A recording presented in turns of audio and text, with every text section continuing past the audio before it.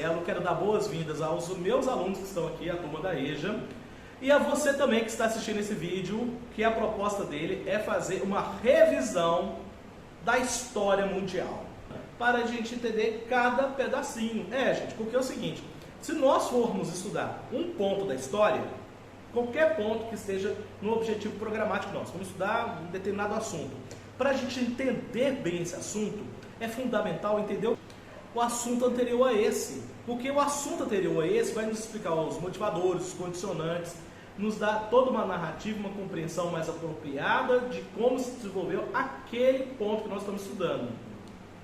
Só que aí tem um problema. Sabe esse ponto anterior que eu falei que nós temos que estudar? Ele próprio também tem o seu ponto anterior. E esse o anterior, e esse o anterior, e por aí vai sucessivamente, até chegar aonde? No objetivo da aula de hoje, que é a pré-história. E aí, gente, eu chamo de pré-história falando que a gente vai fazer uma revisão da história. A pergunta é, a gente vai fazer uma revisão da história ou da história e também da pré-história? Na verdade é só da história mesmo. O nome pré-história é um nome muito estranho, ele não vale muito bem. Por quê?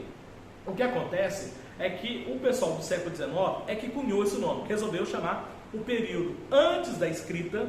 A turma que criou esse nome no século XIX é chamado de positivistas. E são uns teóricos tão certinhos, gente, tão bitolados, tão assim, formatadozinhos, que eles, de tão certinhos, eles não tiveram uma percepção dos demais, da humanidade, atropelando, sabe o que, gente? 99% da experiência da trajetória humana na Terra. 99% da nossa história foi relegado ao subtítulo de pré-história. Tem cabimento isso, né, gente? Não é legal isso, porque aqueles povos que viveram antes das escritas, eles também têm a sua história, têm informações, e tudo o que aconteceu com eles nos remete o modo de vida que nós vivemos até hoje. E muito do que eles fizeram, até hoje nós fazemos igual, como por exemplo, dominar o fogo ou usar, sabe o que, gente? A roda. A roda, né? Seu Léo, o senhor que foi motorista, teria condições o senhor ter trabalhado como motorista se não fosse a roda? A roda, que foi uma invenção da pré-história, ela é usada até o momento de hoje, então a gente não pode carregar esse momento da pré-história. Então eu quero propor aqui da gente simplesmente chamar de pré-escrita, porque é isso, gente, é isso que a gente vai retratar a história. Esse momento antes da escrita, de pré-escrita e não de pré-história, e ele tem história. E vale dizer que vários cientistas do mundo atual, eles estão fazendo o revisionismo histórico, justamente fazendo com essa proposta. E eles têm a capacidade de dizer sim que é história, porque diversos componentes, diversos objetos e rastros, né, informações que eles nos deixaram lá, é preservado até hoje, e com essas coisas nós podemos ter uma observação, um entendimento de como eles viviam. Por exemplo, uma fogueira que eles fizeram lá, existe alguns, pelo mundo afora, sítios arqueológicos, que você tem a fogueira que eles fizeram preservada até o momento de hoje. Aí vocês perguntam, mas como assim, professor? Como que é uma fogueira, o carvão foi preservado até hoje? Afinal de contas, micro-organismos, bactérias, vai decompor. Esse carvão é orgânico, não vai existir até hoje. Mas existe uma coisa muito interessante que nos favorece dentro da natureza, que é a fossilização. Ou seja, esse carvão, ele virou pedra, e virando pedra, conservou todas as características disso aí, para que hoje a gente estudasse, inclusive compreendendo que esses povos, eles dominaram o fogo e como o fogo foi importante para a gente. Eu vou falar um pouquinho sobre a importância do fogo, mas antes, gente, eu quero dizer uma coisa mais clara. A fossilização, ela não aconteceu, não foi só com fogueiras, urnas funerárias, objetos e uma série de outros artefatos que eles nos permitiram até hoje. E vale dizer que artefato, gente, é qualquer coisa que eles manusearam. Se eles pegaram uma pedra, e usar essa pedra para jogar no animal e afastar esse animal, essa pedra já é um artefato. Mesmo que a única coisa que ele tenha feito com ela é jogar ela. E a pedra, praticamente igual do lado, não é artefato. Utilizou, vira um artefato. E, aliás, gente, as pedras foram usadas não somente para jogar, como o período que nós primeiro vamos estudar dentro do período da fase pré-escrita, nós conhecemos como Paleolítico. Paleo, velho, antigo, primitivo, lítico, pedra. E também é conhecido como o período da pedra lascada. Por isso que a gente desenhou essa lança aqui, ficou legal, gente? Essa lança aqui, tá uma pedra toda apontada para virar uma ponta de lança mesmo, pedra lascada. É como foi apelidado o período paleolítico. E ele é dividido em baixo e alto paleolítico, mas a gente não precisa se deter tanto a esses detalhes, não. O importante é entender bem esse período e como é que ele funcionou, e o mais importante dele é dizer que começou há 4 milhões de anos atrás. Olha só, gente, quando e como? Quando começou a existir os primeiros hominídeos. Hominídeos são os nossos antecessores, os nossos ancestrais. Dentre eles, vamos destacar alguns grupos, não são apenas esse, existem outros subgrupos, o homem de chroma key, várias outras espécies, mas as principais que eu gostaria de destacar com vocês aqui é o primeirão, que é o Australopithecus robustus. Ele surgiu justamente há 4 milhões de anos atrás e foi até 2 milhões. É um ser, gente, que não é propriamente um macaco, mas ele sim é descendente de um antecessor como um macaco. Não pode dizer que foi descendente do macaco, mas de um antecedente que surgiu desse antecedente, o Australopithecus de um lado, e várias outras espécies de macaco, e sim, somos parentes deles, gente. Ou somos grandes símios, parentes do orangotango, do chimpanzé, do gorila. Vale dizer que esses animais, quando adoecem e perdem a pelagem, é impressionante como eles parecem fisicamente com a gente. Mas aí, gente, foi acontecendo um processo de mutação, de mudança. Uma parte do código genético desses seres, por acaso, por um acidente, modificou-se. E aí foi tendo uma seleção natural das espécies. Ah, olha só, gente, anotem isso aí. Seleção natural das espécies. Esse termo foi criado por um camarada chamado Charles Darwin. E Charles Darwin, gente, que criou esse termo, ele teoriza justamente dizendo que, devido a essas mutações, as seleções vão acontecendo através dos diferenciais que elas se apresentam, e aquelas que se apresentam mais favoravelmente a se manter no meio que vive, prevalece. Por exemplo, vamos imaginar aqui uma área de gelo que tem vários lobos. Os lobos que vivem no gelo, e tem lobo de todas as pelagens. Tem marrom, preta, por aí vai. Mas por acaso, uma mutaçãozinha fez com que uma determinada cepa de lobos fosse branca. Essa natilha, essa alcateia de lobos branca, ela tem mais chance de sobreviver do que os demais lobos, porque sendo branca, se camufla melhor na neve. Por isso tem mais acesso à carne, come mais. Vamos imaginar um momento de escassez. Todos os outros lobos das demais pelagens se extinguiram. O marrom, o preto, por aí, o meio avermelhado, mas o branco ele permaneceu. Houve uma seleção. A seleção que privilegiou aquele que melhor se adaptou ao meio, o lobo branco. É um exemplo. E por aí vai. E todos os animais que estão presentes, vivos até hoje, eles estão aqui porque foram os que melhor se adaptaram ao meio que eles viveram e estão aí até hoje. O ser humano é o mais destacado porque ele vive em todos os continentes. Bom, falando da seleção das espécies do ser humano, vai dizer que isso aconteceu com a gente. Conforme eu estava falando, o Australopithecus foi o primeiro. Aí depois nós tivemos o Homo habilis. Olha, gente, Homo habilis. Habilis lembra de quê? Habilidade. Olha só, gente, essa mãozinha aqui com 5 dedos. E esse camarada aqui, o polegar opositor, ele foi muito importante para o nosso sucesso, porque ele teve a oportunidade de pegar um objeto, pegar uma coisa, trabalhar, e aí ele começou a ter habilidades. E com habilidades ele começou a criar coisas, inclusive criando uma indústria, gente. Já começamos a nossa primeira indústria, que a gente vai chamar de osteodontoquerática. O que lembra ósseo? Osso. O osso que eles usavam para bater em outros animais, para afugentar ou até para espetar.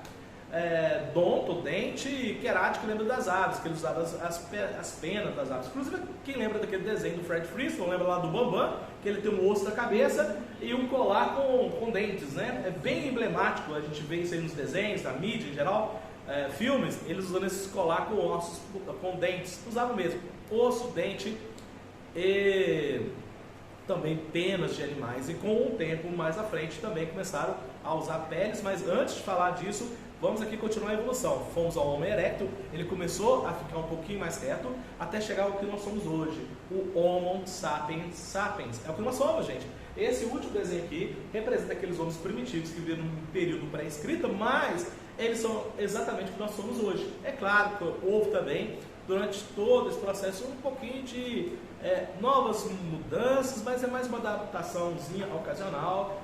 Mas, de fato, todos nós passamos por esse processo. Bom, gente, o primeiro homem a surgir, o primeiro ser a surgir, ele surgiu na África. Na África, por isso que diz que a África é a mãe de todos. Você conhece aquela música? Mamãe África, a minha mãe é mãe solteira. Por quê? Porque a gente veio da África, o Homo sapiens surgiu por ali. O primeiro crânio que apareceu ali tem o nome de Lucy. Lucy porque o arqueólogo que localizou Lucy, fossilizada, transformada em pedra com todos os componentes para a gente estudar ela, ele gostava de uma música dos Beatles, chamava Lucy, Lucy na Sky. Ele curtia a música, resolveu batizar a Lucy, esse crânio, com o nome.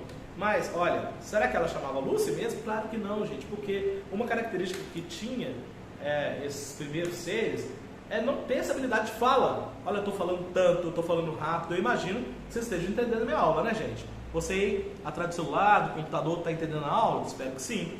E eu estou falando muito rápido. E vocês estão entendendo. Temos um código de fala, a língua portuguesa, entre tantas outras línguas modernas, com uma grande habilidade de articulação. Eles não tinham isso. Eles já tinham capacidade de comunicação, mas eles falavam uga, E essa fala, essa possibilidade de comunicação também nos favoreceu a inteligência.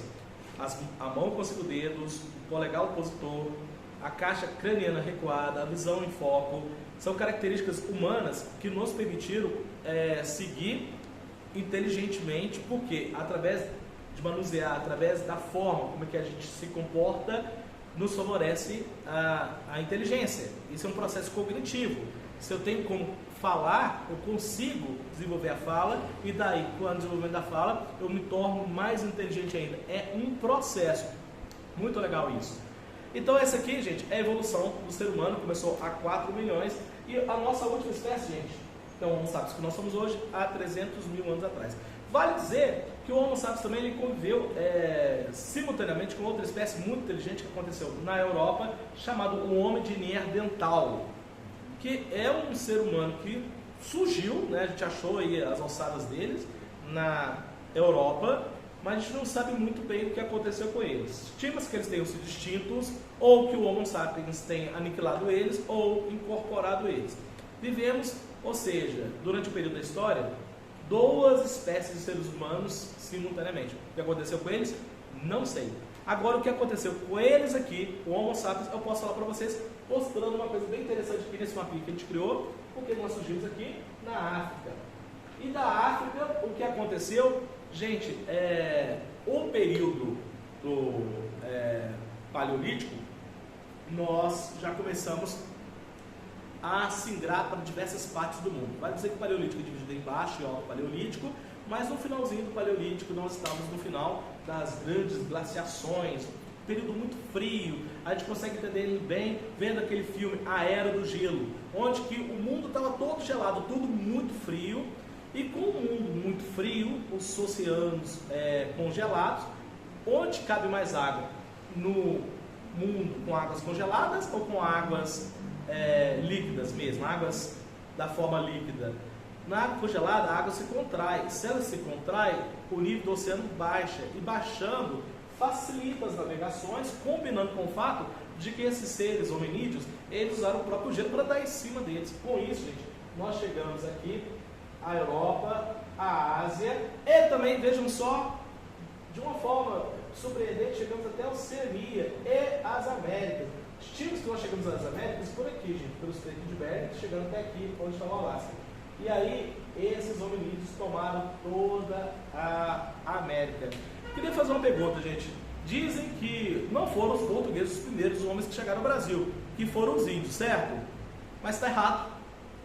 Não foram os índios os primeiros a chegar no Brasil, porque Pega bem a imagem de um índio. Ele não parece um pouquinho lá com os japoneses? Não parece lá com o pessoal lá que você gosta tanto, lá da Coreia, os coreanos? Os índios, eles têm essa característica meio amorenada, aquele cabelo liso, os olhinhos bem puxados, eles têm esse biotipo asiático.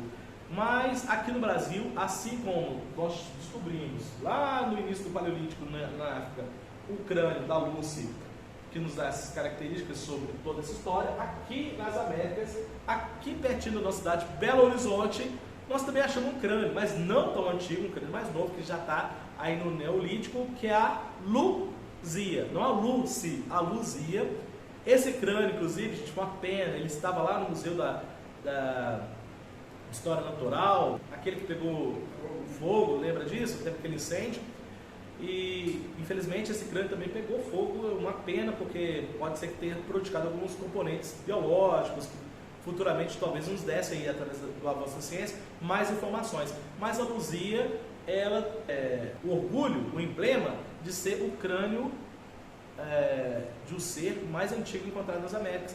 E não tem característica do biotipo indígena, sim de traços de pretos, de negros, da raça negra, ou seja, traços que o pessoal chama de negroides. Portanto, gente, não foram os pretos, aliás, os indígenas, os primeiros a chegar no Brasil, foram esses povos, que é conhecido aqui no Brasil como sambaquis. Por quê? Porque no litoral, eles pegavam muito com as conchas, que é chamado de sambaquis. Construíam lá, fizeram algumas coisas legais, aqui no Brasil é conhecido como sambaquis. E assim como o Homo de Neandertal, que foi extinto ou foi aniquilado pelo Homo sapiens, estima-se que a mesma coisa aconteceu com os sambaquis pelos indígenas brasileiros. Ou eles foram aniquilados, ou extintos de alguma forma, incorporados, ou sei lá, não se sabe o que aconteceu com eles, mas eles deixaram de existir e vigorou a partir daí então, os indígenas, conforme a gente conhece. Mas olha só, gente, o ser humano ocupou todo o planeta Terra. Não sei se vocês já escutaram, já viram algum desenho em que o ser humano convive com dinossauros. Eu já vi um desenho que tem lá um rapazinho conversando com um dinossauro. Isso, muito legal, para entretenimento, para desenho, para filme. Mas de fato, gente, enquanto nós estamos aqui há 4 milhões, com o primeiro hominídeo que vai se transformar no ser humano, iniciando a sua trajetória de existência, os dinossauros foram extintos 12 milhões de anos atrás. O ser humano nunca viu um dinossauro de fato, mas sabe o que o ser humano viu, gente? A megafauna. A megafauna, que aqui, inclusive, perto da gente, no museu lá de Santa Luzia, nós temos lá uma imagem enorme, que é a preguiça gigante, o tigre dente de sabre, mastrodontes, mamutes, grandes animais. O ser humano é problemático, né, gente? Acredita em mim, o ser humano é feito para causar um estresse na natureza. E o que aconteceu? Por ele ter ocupado boa parte do mundo, ele carregou junto do seu organismo, junto do seu corpo, diversas bactérias, vírus, ou seja, micro-organismos que possivelmente tenham infectado esses animais e extinguido ele. E outra coisa, é o fogo. Gente, o fogo que nós, no início, não conseguíamos controlar, o que a gente fazia? A gente mantinha ele, então acontecia algum raio que caísse em um determinado lugar. Pegava-se aquele fogo que surgiu ali e mantinha ele. Então, esse ser humano mantinha fogo durante muito tempo. A gente tacou fogo em tudo, gente. Esses primeiros hominídeos foram os incendiários do planeta Terra. Com isso, ou eles atingiram diversos animais dessa megafauna, ou animais que favoreciam a subsistência destes. Extinguimos aí esses animais preciosos. O ser humano não é fácil. Mas falando em fogo, gente, é importante dizer que ele foi fundamental por uma série de coisas. Entre eles, gente, é o seguinte: nós mudamos a nossa dieta. Afinal de contas, com o fogo agora, nós poderíamos assar e cozinhar carne. E se vocês acharem estranho que o ser humano comia carne crua, imagina que ele era basicamente um animal em modificações. Então ele acabava comendo algumas carnes por várias vezes, a oportunidade de comer carnes mesmo. Olha, ele era caçador nesse período, pescador, coletor. Coletava frutas, mas ele também coletava, sabe o que? Imagina um tigre dente de sabre que devorou uma caça. Ficou lá um pedaço da perna dessa caça, porque o tigre dente de sabre estava satisfeito. O ser humano ia lá e pegava um pouquinho dessa carne. Era assim mais ou menos que ele vivendo. E vale dizer também, e é muito importante, que ele não caçava o tigre dente de sabre, nem o mastrodonte, nenhum desses grandes animais. Ele não caçava. Se esses animais deixaram de existir devido a questões micro-orgânicas ou fogo, é essa a explicação, não caça. Porque imagina, gente, olha essa lança aqui com a pedra na ponta. Vamos fazer uma projeção e imaginar os animais de hoje que seria mais ou menos o tamanho daqueles. Um rinoceronte, por exemplo. Você tem coragem de caçar um rinoceronte com um pedaço de pau desse, uma pedra na ponta? Não dá, não dá. Então nós não tínhamos essa habilidade de caçar grandes animais. Mas com o fogo começou a facilitar, entre outros motivos, porque é o seguinte, a gente encurralava os animais, e aí o sujeito lá em cima jogava uma pedra nesses animais e abatia. Algumas caças aconteceram dessa forma, mas não no embate direto, porque não dava, ok, gente?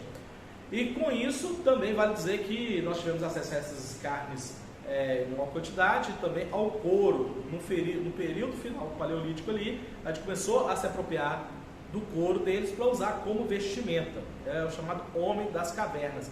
Opa, tem uma coisa estranha, porque a gente sempre escuta falar homem das cavernas, que também não procede não, gente. Homem das cavernas aconteceu no final, porque imagina, uma caverna completamente escura. Será que a caverna é interessante só para nós? Ou outros animais também se apropriavam daquela caverna para viver lá? Outros animais também, e o nosso medo de entrar lá? Era uma roubada. Agora com fogo não, com fogo a gente entrava na caverna, a gente não somente poderia enxergar o que estava lá dentro, mas como é que a gente afugentava os animais que estavam ali. Aí sim nós começamos a nos apropriar das cavernas para viver. Antigamente era na copa das árvores, no relento, ou numa rocha assim de lado, mas nesse período então a gente começou a entrar, a explorar as cavernas. O fogo nos permitiu isso. E com isso, olha que interessante, também propiciou a arte. Porque através do fogo, dentro das cavernas, surgiu a pintura rupestre. Toda vez que eu falar rupestre lembra de pedra. E essas pinturas, gente, elas tinham poder, elas tinham uma importância muito grande para eles, porque eles acreditavam que se você desenhasse, pintasse esses animais nas pedras, você poderia, de certa forma, aprisionar esses animais, te facilitava, te revigorava espiritualmente. Ela tinha um poder mágico. E por isso que aí, inclusive, especula-se que as primeiras religiões, as primeiras manifestações de religiosidade começaram de pintar, acreditando que isso poderia favorecer eles na caçada. Olha uma das características do fogo. Além, é claro, de nos dar aquecimento, conforme eu disse, nós estávamos saindo de uma época muito fria, ainda era muito frio, e isso também propiciou que a gente pudesse singrar aí pelo mundo afora. Então o fogo nos deu uma série de coisas: cozinha, proteção, melhor poder de caça, arte, luz, aquecimento. O fogo foi fundamental, e nisso quero dizer que, falando sobre o fogo, nós mais ou menos já estamos finalizando a perspectiva de compreensão desse período que é o Paleolítico. A gente vai encerrando com isso porque, entendendo o fogo, nós também conseguimos entender porque os povos começaram a se fixar, a ficar num lugar só, a ter sede. Tendo sede, eles começaram a virar sedentários. Olha só, que legal, né? A palavra sedentário vem de sede, porque antes desse período eles eram nômades. Esse alcançar de todo o planeta Terra é por causa dessa característica, nomadismo. Eles sempre estavam mudando de lugar para lugar onde a natureza melhor favorecesse eles. Se não está legal aqui, eu vou para lá. Se nós coletamos tudo aqui, nós vamos para outro lugar. No próximo vídeo, na história do Neolítico, que é a próxima fase que nós vamos falar. A próxima fase vamos passar pelo Mesolítico, eu falei já um pouquinho dela para vocês. A próxima fase é o Neolítico e depois a Idade dos Metais, tema do próximo vídeo. Acompanhe a gente aqui no canal que nós estamos criando agora para vocês. E daí em diante, vamos falar da Mesopotâmia, grandes civilizações antigas, Idade Média, Alta e Baixa Idade Média, Idade Moderna e Contemporânea. É o que nós prevemos aqui nesse resumão da história geral. Acho que vai ser muito legal, acompanhe a gente. Vale dizer que aqui no vídeo também, aqui na descrição, nós temos um link para o formulário Google Forms, fazendo algumas perguntas, te colocando alguns questionamentos, alguns textos também que vão sendo anexados. Vale a pena você acompanhar, assim como todos vocês aqui, para fazer essas atividades via internet. E para você, diretor, coordenador de escola, algum professor que queira que a gente compartilhe esse Google Forms, é só entrar em contato conosco, vai ser um prazer fazer esse compartilhamento contigo. Para isso eu vou deixar aqui o nosso contato, o e-mail, o Instagram, justamente para facilitar essa comunicação. Até os próximos vídeos. Muito obrigado. Valeu! Obrigado.